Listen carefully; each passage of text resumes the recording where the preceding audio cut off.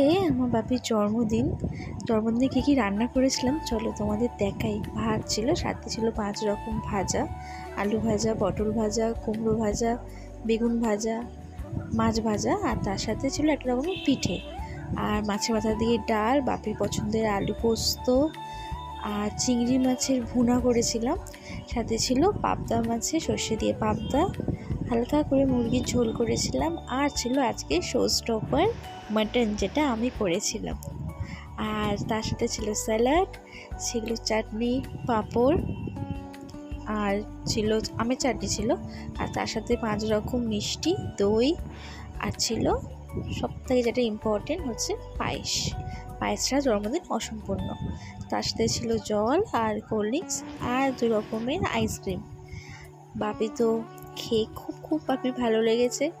বাপি actually ভেবেছে বাপি photo তুলছি, বুঝতে পারিনি ভিডিও করছিলাম বলে।